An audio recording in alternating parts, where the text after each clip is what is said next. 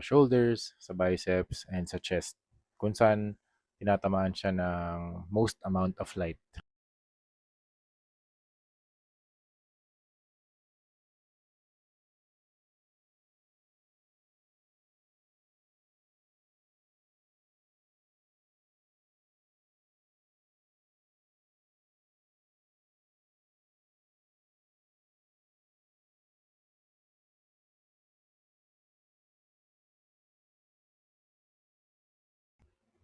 And then after that, we are going to use whites with ultra white stronger coverage para naman dun sa toxin effect niya.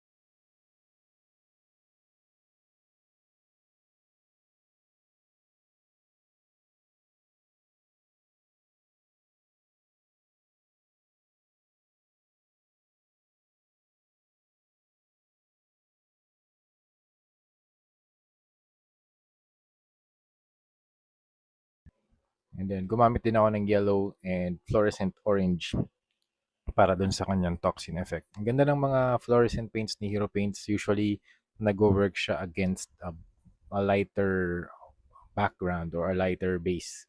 So if you're going to use fluorescents, recommended yung magpatong muna kayo ng white.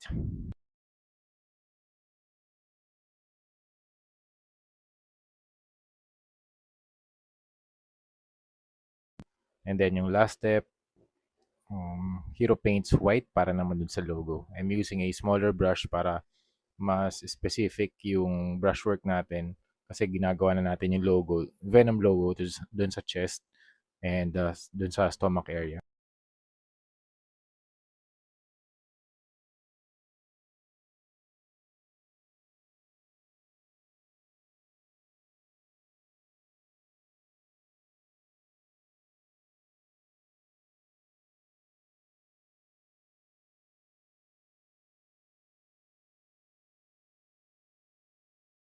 Alright, so yun mga ma'am, sir, ma'am, done na tayo sa ating Hyper Orange Venom na action figure. Thank you very much, Blockies, for making